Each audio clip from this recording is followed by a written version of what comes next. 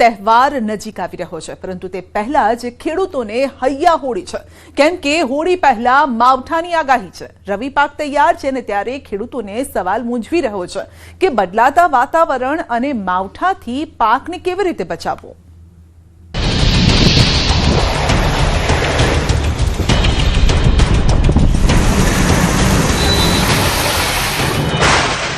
હોળી પહેલા માવઠાની આફત। 27મી ફેબ્રુઆરીથી માર્ચની શરૂઆત સુધીમાં પણ દેશના ઉત્તરીય પર્વતીય પ્રદેશમાં પશ્ચિમ વિક્ષોભના કારણે હવામાનમાં પલટો આવશે। છોતરા કાઢી નાખશે વરસાદ। એટલે એક પછી એક આવતા પશ્ચિમ વિક્ષોભમાં હવામાનને પલટાના કારણે ઊભા કૃષિ પાકોમાં રોગ ના હોય ત્યારે કૃષિવાદીઓએ લગભગ સતર્કતા રાખી। कया कया विस्तारों पर खतरों। 25 से 28 फरवरी के बीच में जो सौराष्ट्र के तटीय इलाके हैं और जो दक्षिण गुजरात के इलाके हैं, इन इलाकों में सबसे ज्यादा संभावना है। मार्च में पण पीछो नहीं छोड़े मावठू। 8 मार्च में पण पश्चिम विक्षोभ आवशे, परंतु एक मजबूत पश्चिम विक्षोभ लगभग 15મી मार्च પછી આવવાની શક્યતા રહેશે।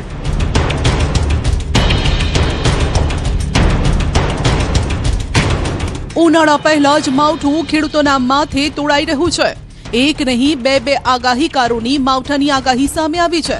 ગુજરાતમાં સામાન્ય રીતે હોળીના તહેવારની આસપાસ શિયાળો વિદાય લેતો હોય છે, પરંતુ આ વર્ષે કુદરતનો મિજાજ કંઈક અલગ જ જોવા મળી રહ્યો છે।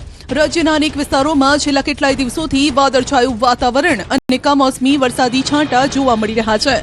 હવામાન આગાહીકારો હજુ પણ આગાહી કરી રહ્યા છે કે આગામી દિવસોમાં હજુ પણ રાજ્યના વિવિધ ભાગોમાં કમોસમી વરસાદનો ખતરો છે। અંબાલાલ પટેલનું માનીએ તો 23 ફેબ્રુઆરીથી હાલના વેસ્ટર્ન ડિસ્ટર્બન્સની અસર ઘટવા લાગી છે, પરંતુ બંગાળની ખાડીમાં ભેજના કારણે વાદળછાયું વાતાવરણ યથાવત રહેશે। 27 ફેબ્રુઆરીથી ફરી એક નવું વેસ્ટર્ન ડિસ્ટર્બન્સ સક્રિય થશે। આ સિસ્ટમની અસર માર્ચ મહિનામાં પણ જોવા મળી શકે છે, જે ખેડૂતો માટે ચિંતાનો વિષય બની શકે છે। માર્ચ મહિનામાં પણ આવી જ સિસ્ટમ સક્રિય થઈ શકે છે, જેની અસર રાજ્યમાં અનુભવાય તેવી શક્યતા છે। તારીખ 27મી ફેબ્રુઆરીથી માર્ચની શરૂઆત સુધીમાં પણ દેશના ઉત્તરીય પર્વતીય પ્રદેશમાં પશ્ચિમ વિક્ષોભના કારણે હવામાનમાં પલટો આવશે અને ત્યાં ભારે પવન અને કરા સાથે ક્યાંક બરફવર્ષા થવાની શક્યતા રહેશે। આ પલટો લગભગ દેશના ઘણા ભાગોમાં આવવાની શક્યતા છે। પૂર્વીય ભારતમાં ખાસ આવવાની શક્યતા રહેશે અને ગુજરાતમાં પણ વાદળવાયુ કે ક્યાંક છાંટા પડવાની શક્યતા રહી શકે। ત્યારબાદ 3 અને 8 માર્ચમાં પણ એક પશ્ચિમ વિક્ષોભ આવશે। સૌરાષ્ટ્ર દક્ષિણ ગુજરાત પર માવઠાની ઘાત। જાણીતા હવામાન આગાહીકાર અથિયા શેટ્ટીએ પણ શનિવાર સુધી ખેડૂતોને માવઠાને લઈને ચેતવ્યા છે। અથિયા શેટ્ટીનું માનીએ તો શનિવાર સુધી સૌરાષ્ટ્રના દરિયાકાંઠાના વિસ્તાર અને દક્ષિણ ગુજરાત પર માવઠાનો ખતરો છે।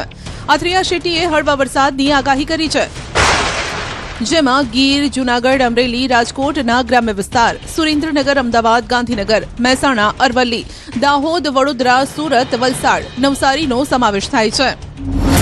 ભલે હળવો વરસાદ પડે, પરંતુ તે તૈયાર શિયાળુ પાકની પથારી ફેરવશે। જે વિસ્તારોમાં વરસાદની સંભાવના છે તેમાં મોટા ભાગના કેરી પકવતા વિસ્તારો છે, એટલે કે કેરીના પાક પર આ વર્ષે ખતરો તોડાઈ રહ્યો છે। लगभग ये शनिवार तक ऐसे ही मौसम बना रहेगा, यानी कि बेमौसम बारिश लगभग गुजरात के कोई भी इलाके में देखने मिल सकती है।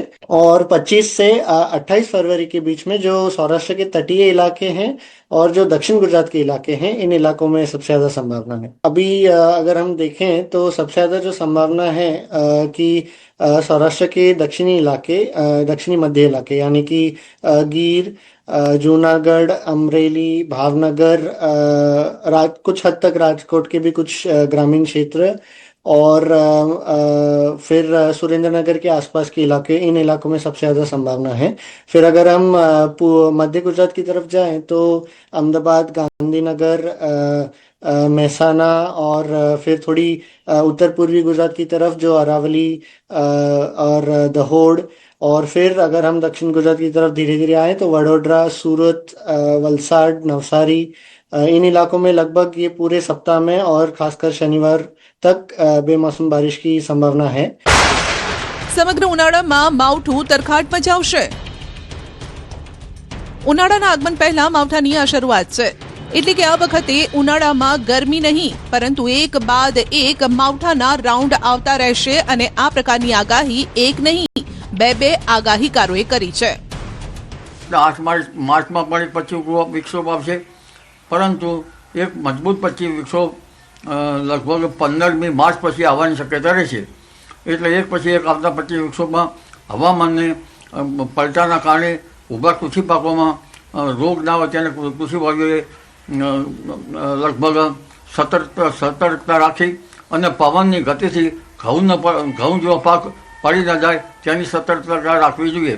જો ઘઉં જેવા પાક વધારે પવનથી પડી જાય તો 25% જેવા દાણાઓ ગળી જતા હોય છે. એટલે હવે ધીરે ધીરે वादल आवानी शक्यता रहશે. मेरे हिसाब से कि इस बार मार्च अप्रैल मई तीनों महीने में साधारण से ज़्यादा बेमौसम बारिश देखने मिल सकती है, या जिसे प्री मानसून बारिश भी हम कहते हैं. अभी गुजरात में जो प्री मानसून बारिश है वो ज़्यादातर हम खासकर देखते हैं कि मई के महीने में ही आता है, मार्च अप्रैल में ज़्यादा नहीं देखने मिलती. लेकिन इस साल ऐसा लग रहा है कि खासकर अप्रैल में दक्षिण की तरफ आने वाली पश्चिमी विक्षोभ के कारण और अरब सागर से आने वाली नमी हवाओं के कारण काफ़ी ज़्यादा बेमौसम बारिश देखने मिल सकती है अप्रैल के महीने में. इस बार खतरा थोड़ा ज़्यादा है कि बेमौसम बारिश खासकर अप्रैल के महीने में और मई के महीने में जब हम तैयार होके हम उनकी पिकाई करते हैं तो उस समय में बेमौसम बारिश की थोड़ी खतरा ज़्यादा है. और अगर क्योंकि फिर गर्मी भी बढ़ती रहेगी तो ये जो बारिश आएंगी इसमें थोड़े नुकसानदायक पवन या कुछ जगहों पे ओलावृष्टि की भी संभावना थोड़ी अधिक हो जाती है, तो इसलिए चेतावनी आवश्यक है. હવામાન વિભાગની લેટેસ્ટ અપડેટ મુજબ 26 ફેબ્રુઆરીની સવાર સુધી જ વરસાદની મુખ્ય આગાહી છે. ત્યારબાદ 3 માર્ચ સુધી હવામાન મુખ્યત્વે શુષ્ક રહેવાની આગાહી છે. આગામી 7 દિવસ દરમિયાન તાપમાનમાં કોઈ મોટો ફેરફાર નહીં થાય. આગામી 7 દિવસ એટલે કે 3 ફેબ્રુઆરી સુધીમાં લઘુત્તમ અને મહત્તમ तापमान कोई मोटो बदलाव થવાની શક્યતા નથી. 26 से लेकर 3 मार्च तक मौसम आमतौर पर शुष्क रहने का पूर्वानुमान दिया गया है.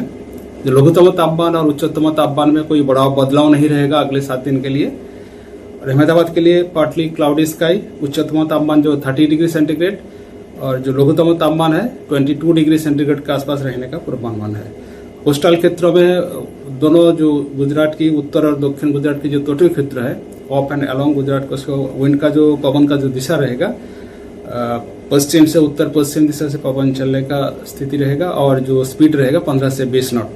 सबसे ज़्यादा तापमान रिकॉर्ड हुआ है राजकोट में, वो है 37.7 डिग्री सेंटीग्रेड जो नॉर्मल से सामान्य से 5 डिग्री सेंटीग्रेड ऊपर है. अहमदाबाद में रिकॉर्ड हुआ है 35.7 डिग्री सेंटीग्रेड जो सामान्य से 3.4 डिग्री सेंटीग्रेड रिकॉर्ड हुआ है. ખરીફ સિઝનમાં માવઠું ખેડૂતોની પથારી ફેરવશે. હવે રવિ સિઝનનો વારો પાડવા આવી રહ્યું છે આ માવઠું, કારણ કે રવિ પાક તો તૈયાર છે. ઘઉં, બાજરી, જુવાર, ચણા પર માવઠાના કારણે જોખમ છે. તુવેર, જીરું, ધાણા પર પણ માવઠું પથારી ફેરવશે. સૌથી કફોડી સ્થિતિ કેરી પકવતા ખેડૂતોની થવાની છે. પહેલા માવઠાના કારણે મોર ખરી પડ્યા અને હવે જો માવઠું પડ્યું તો બરબાદી જ બરબાદી છે. હવે દરેક સિઝનમાં પડતું માવઠું ખેડૂતો માટે મોટો પડકાર બની ગયું છે. બટાકા પકવતા ખેડૂતોને બેવડો માર પડ્યો છે. પહેલા કુદરતે દગો દીધો અને હવે પોષણક્ષમ ભાવ ન મળતા ખેડૂતોને ફટકા પર ફટકા પડી રહ્યા છે. સાબરકાંઠામાં તો ખેડૂતો બટાકા પશુઓને ખવડાવવા મજબૂર બન્યા છે, તો બનાસકાંઠામાં ગત વર્ષ કરતા બમ્પર વાવેતર છતાં ભાવની રામાયણ શરૂ થઈ ગઈ છે.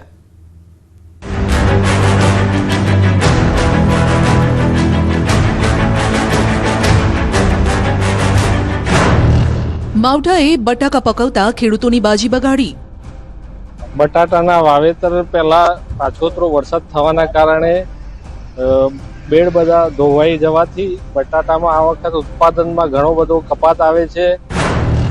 ઓછું ઉત્પાદન અને ભાવમાં કડાકો.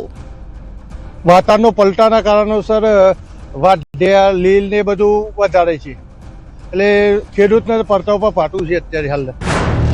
પશુઓને બટાકા ખવડાવવા મજબૂર ખેડૂતો. આ સાલ ખેડૂત મહામારીમાં દેવામાં ડૂબી ગયો છે અને આ દેવામાં ડૂબેલો ખેડૂત 5 વર્ષે ધરાવવાનો નથી.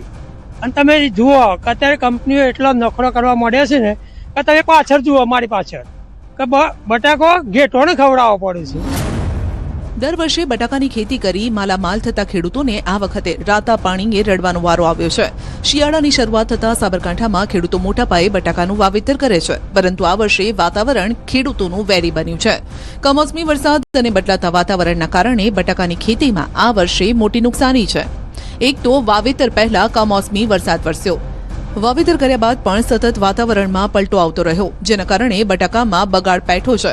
ઉત્પાદન પણ ઓછું થયું છે. ઉપરાંત ગત વર્ષ કરતા આ વર્ષે ભાવ પણ ઓછા મળતા ખેડૂતોને પડ્યા પર પાટું જેવો ઘાટ ખડાયો છે. માટે જ ખેડૂત હવે આ બટાકા પશુઓને ખવડાવવા માટે મજબૂર બન્યો છે. અને કંપનીઓ એટલો નખરો કરવા માંડ્યા છે કે આ તો લીલ છે અને આ તો વાઢિયો પડી ગયો છે. અને વાતાવરણના હિસાબે બબે વગરના વાઢિયા પડી ગયા છે કે કંપની લેવા તૈયાર નથી માલ. અને એ પ્રમાણે જે માલ નીકળ્યો છે ને એ જોવા જઈએ તો 200-250 મણનો ઉતારો નહીં નીકળતો. અને છતાંય કંપનીઓ એટલું ખેડૂતોને વિતારવાનું ચાલુ કર્યું છે ને કે આ સાલ બટાકું પરવડે એવું નહીં. ખેડૂતને છેલ્લે દવા પીવાનો વાળો આવે એવું છે. અને આવતી સિઝનમાં તો આ સાલ જે મગફળી 1800 ને 2000 ભાવ છે કે ખેડૂતને 3000 થી 3500 રૂપિયા ગોરાનું બિયારણ નથી મળવાનું. એટલે ખેડૂત મહામારીમાં આ સાલ તો ડૂબી ગયો છે. અને જોવા જઈએ ને તો આ સાલ કુદરતી હોમી પડી છે અને વેપારીએ હોમી પડી છે, કંપનીઓએ હોમી પડી છે. એટલે ખેડૂતો મને ઊંચું આવવાનું નથી. ખેતરમાં હજુ જે પણ પાક બચ્યો છે તેના પર પણ કમોસમી વરસાદનું સંકટ છે. માટે જ ખેડૂત વધુ ચિંતામાં છે. જે ખેડૂતોએ ખેતરમાંથી બટાકા કાઢ્યા તેમણે 30% પાકનો બગાડ છે.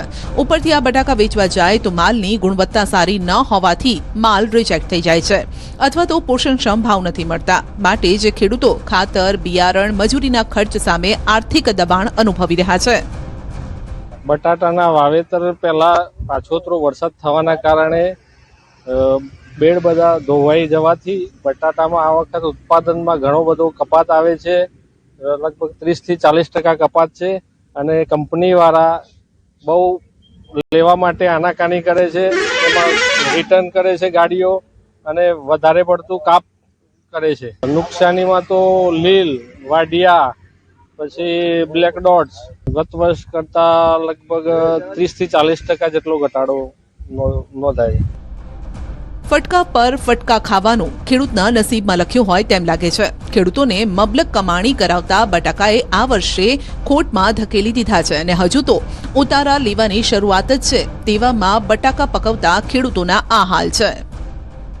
જે શરૂઆતની અંદર બટાકાનું વાવેતર કર્યું તે વખત કમોસમી વરસાદના કારણે તે વખત પાકનું તો નુકસાન હતું જ, પણ અત્યારે પણ વાતાવરણનો પલટાના કારણોસર વાઢિયા, લીલ ને બધું વધારે છે. એટલે ખેડૂતને પડતા ઉપર પાટું છે અત્યારે હાલ. બટાકા સાઈઝ કેવી થાય? બટાકામાં કેટલું બગાડ નીકળતું હોય છે? સાઈઝમાં તો અત્યારે મીડિયમ સાઈઝ હોય છે. બગાડ નીકળે છે 30% જેટલો. વાઢિયા હોલ હોય છે, લીલ, અને કંપની વાળા લેતા નથી, એના કારણે નુકસાની બહુ છે ખેડૂતને અત્યારે. બટાકામાં ખેડૂતોને બેવડો માર. પોષણક્ષમ ભાવ ન મળતા વિરોધ. ગેનીબેને બટાકાનો હાર પહેરી નોંધાવ્યો વિરોધ. બનાસકાંઠા બટાકાનું હબ ગણાય છે. આ વર્ષે જિલ્લામાં બટાકાનું 2 ગણું વાવેતર થયું છે, પરંતુ ઉતારો આવવાની શરૂઆત સાથે ભાવ ગગડી જતા ખેડૂતોની હાલત કફોડી બની છે. છેલ્લા કેટલાય દિવસોથી બટાકાના ભાવ તળિયે જતા ખેડૂતોને મોટા નુકસાનની ભીતિ સેવાઈ રહી છે, જેને લઈને હવે ખેડૂતોએ મોરચો માંડ્યો. બટાકાના યોગ્ય ભાવ નથી મળી રહ્યા, સાથે જ બટાકાનું બમ્પર ઉત્પાદન થયું છે, જેના કારણે જે કંપનીઓએ ખેડૂતો સાથે કરાર કર્યા હતા તે કંપનીના બટાકા વાવવામાં આવ્યા હતા. તે કંપનીઓ બટાકા ખરીદવા નથી આવી રહી, એટલે માર્કેટયાર્ડમાં યોગ્ય ભાવ ન મળતા ખેડૂતો પ્રતિકાત્મક બટાકાનો હાર પહેરી વાવથરા જિલ્લા કલેક્ટર કચેરી ખાતે પહોંચ્યા અને વિરોધ દર્શાવ્યો. ખેડૂતોની સાથે સાંસદ જ્ઞાનીબેન ઠાકોર સહિતના કોંગ્રેસ નેતાઓ પણ હાજર હતા, જેઓએ પણ વિરોધ નોંધાવ્યો. વર્તમાન સમયની અંદર જે પ્રાઇવેટ કંપનીઓ એ ખેડૂતો પાસે પહેલા કરાર કરતી કે ભાઈ તમારું જેટલું પણ ઉત્પાદન થશે એટલું અમે ખેતરમાં આવીને તમારો માલ લઈ જઈશું. આજે એ કંપનીઓ વાળા ફોન કોઈ ઉપાડતા નથી, ખેડૂતોને કોઈ જવાબ આપતા નથી. અને આ બટાકા વસ્તુ એવી છે કે જેનો સંગ્રહ લાંબો ટાઈમ ખેડૂતો કરી શકતા નથી. તો સરકાર પાસે અમે અપેક્ષા રાખીએ છીએ કે જે કંપનીઓએ ખેડૂતો સાથે કરાર કર્યા છે એ કંપનીઓની સામે ફોજદારી ગુનો નોંધે અને તમામ ખેડૂતોનો માલ જે એમને ભાવ નક્કી કર્યા હોય એના પ્રમાણે વળતર આપે, અને ન આપે તો એ કંપનીઓ વતી એ સરકાર ખેડૂતોને ભાવ આપે. બનાસકાંઠામાં 64,948 હેક્ટરમાં બટાકાનું વાવેતર થયું છે, જે ગત વર્ષની સરખામણીમાં લગભગ બમણું છે, કેમ કે ગત વર્ષે 34,164 હેક્ટરમાં જ વાવેતર હતું. ડીસા તાલુકાની વાત કરીએ તો 32,832 હેક્ટરમાં વાવેતર હતું. ગત વર્ષે બટાકાના ભાવની જો વાત કરીએ તો 200 થી 250 રૂપિયા જ મણ દીઠ ખેડૂતોને ભાવ મળતા હતા. ચાલુ વર્ષે ભાવ ગગડી એવરેજ 120 થી 130 રૂપિયા મણ દીઠ પહોંચ્યા છે, જેથી ખેડૂતો નિરાશ છે. ખેડૂતોનો આક્ષેપ છે કે જે કંપનીઓએ તેમની સાથે કરાર કર્યા હતા તે કંપનીઓ હવે તેમને યોગ્ય ભાવ નથી આપી રહી.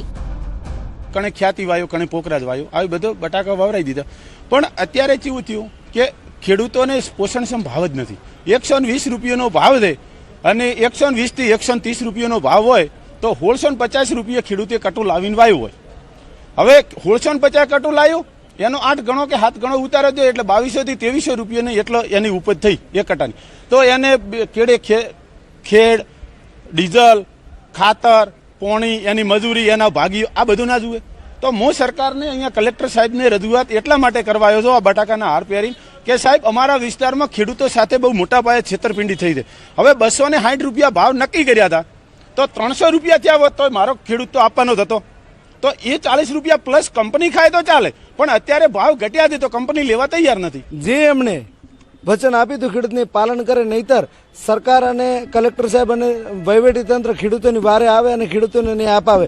જો ખેડૂતને ન્યાય નહીં મળે તો જીવવાનું છે ખેડૂતો માટે, મરવાનું છે ખેડૂતો માટે. જો આ ખેડૂતને ન્યાય નહીં મળે અને બટાકાનું જે આ પ્રોબ્લેમનું સોલ્વ નહીં આવે તો અમે ગાંધી ચીધ્યા માર્ગે અને કરવું પડશે તો અહિંસક આંદોલન પણ કરીશું.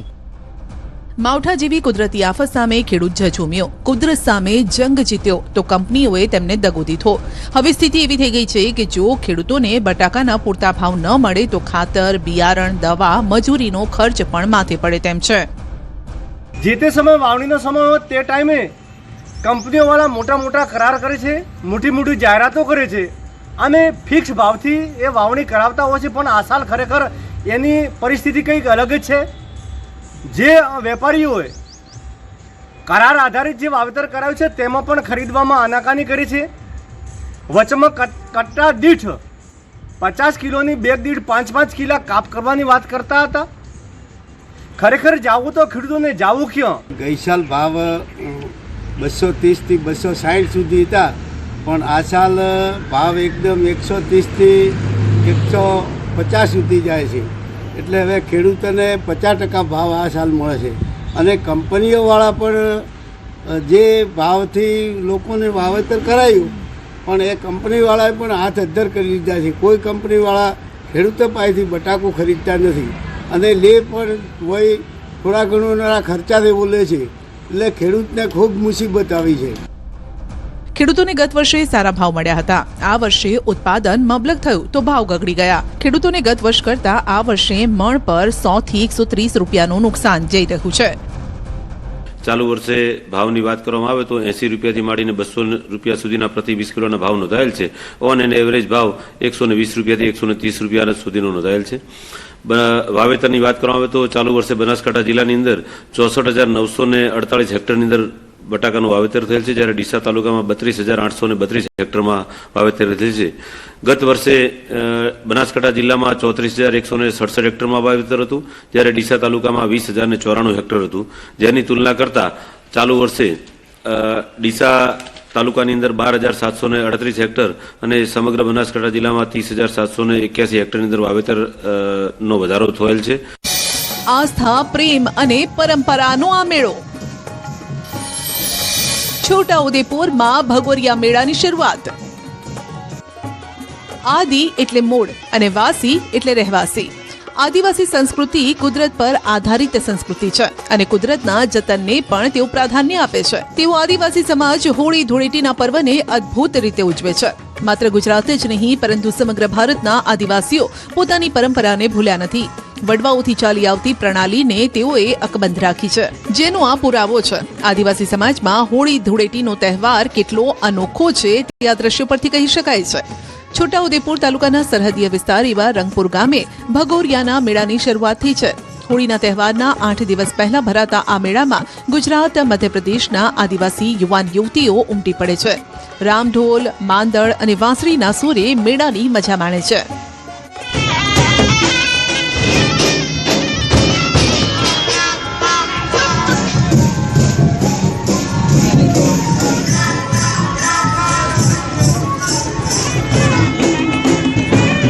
પરંપરાગત ભગોરિયા મેળામાં એક જેવા પરંપરાગત પહેરવેશ અને ઘરેણાથી સુસજ્જ થઈને મહિલા અને પુરુષો ડાન્સ પણ કરે છે. પરંપરાગત વાજિંત્રો અને વાંસળીના મધુર સુરાવલી વચ્ચે જ ગાન કરે છે. આ વાજિંત્રોનો અવાજ ખરેખર અદ્ભુત અને અવિસ્મરણીય હોય છે. પોતાનું વતન છોડી બહારગામ મજૂરીએ ગયેલા પરિવારો હોળી ટાણે માત્ર વતન પરત ફરતા હોય છે અને તેઓ આ સમયે આર્થિક રીતે સક્ષમ પણ હોય છે. એક તરફ મજૂરીનું વેતન અને બીજી તરફ ખેતરનો પાક વેચાતા રૂપિયા ભેગા થતા આ સમયે આદિવાસી સમાજમાં ઉત્સાહ અને ઉમંગ હોય છે. અહીંના માત્ર ગુજરાત કે મધ્યપ્રદેશ પરંતુ મહારાષ્ટ્રના આદિવાસી સમાજના લોકો પણ મેળાને માહલવા આવે છે, જેના કારણે ત્રણેય રાજ્યોની સંસ્કૃતિ, પરંપરા અને વ્યવહારનું સમાગમ જોવા મળે છે. જો મેળાના ખાસિયતની વાત કરીએ તો આ પ્રેમ અને ખુશીનો મેળો છે.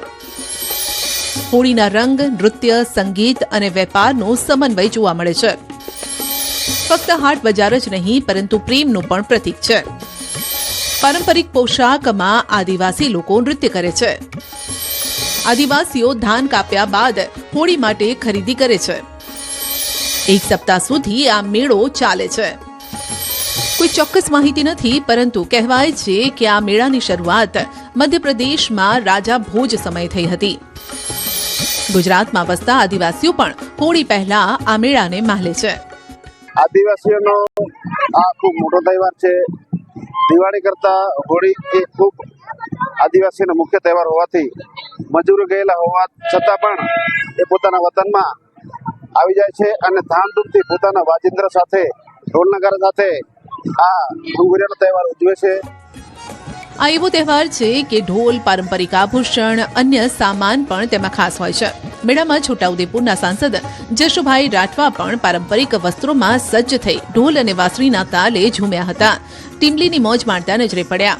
તેમની સાથે અન્ય ચૂંટાયેલા સભ્યો પણ જોવા મળ્યા. મારા આદિવાસી ભાઈઓ, બહેનો, યુવાન સાથીઓ ને વિનંતી પણ કરું છું કે આપણો સંસ્કૃતિનો જે મેળો છે એ મેળાને જાળવી રાખીએ, આ મેળાને માનીએ એવી શુભેચ્છા પાઠવું છું અને આપ સૌ પણ આ મેળાની અંદર જોડાવો.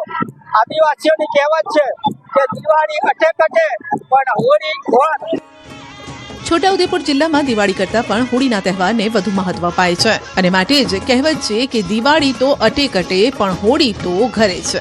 આમ જો મધ્યપ્રદેશની વાત કરીએ તો હોળી ટાણે મધ્યપ્રદેશમાં 60 જેટલા તો ગુજરાતમાં લગભગ 50 જેટલા લોકમેળા યોજાતા હોય છે, જેમાં ભગોરિયાનો મેળો, ચોલનો મેળો, ઢોલનો મેળો પણ ખાસ છે, જેમાં મહિલા અને પુરુષો મોટી સંખ્યામાં ઉપસ્થિત રહે છે. જિલ્લા પોલીસ પ્રશાસન દ્વારા મેળામાં કોઈ અણબનાવ ન બને તે માટે પૂરતો બંદોબસ્ત પણ ગોઠવાય છે.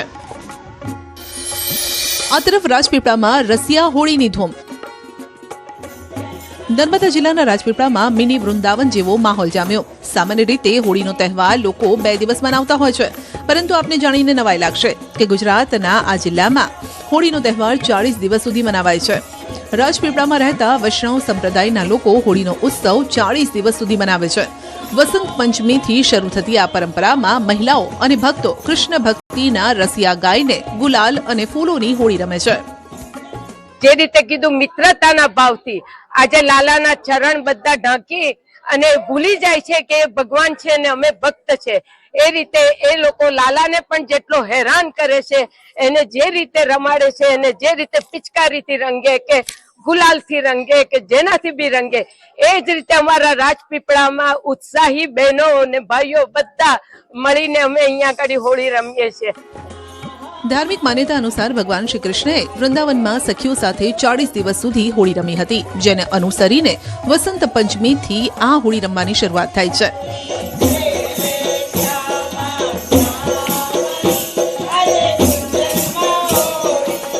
વલ્લભ મંડળ, વિઠ્ઠલ મંડળ, યમુના મંડળની બહેનો દરરોજ એકત્રિત થઈને ભગવાનની પૂજા કરે છે. પરંપરાગત રસિયા ગીતો ગાય છે અને નૃત્ય કરે છે અને 41મા દિવસે ડોલોત્સવ સાથે તેનું ભવ્ય સમાપન કરે છે. સ્વામિનીજીના ભાવથી, સાત્વિક રાજસ એ ચંદ્રાવલીજીના ભાવથી, તામસ એ રાધા સહચરીજીના ભાવથી અને નિર્ગુણ એ યમુનાજીના ભાવથી હોળી રમાય છે. અને જો સૌથી પહેલા હોળીની શરૂઆત નંદ ભવનથી થાય છે. સૌથી પહેલા નંદ ભવનમાં રમાય, તે પછી હોળી નંદ ભવનની બહાર રમાય, ત્યાર પછી ગલીઓમાં રમાય.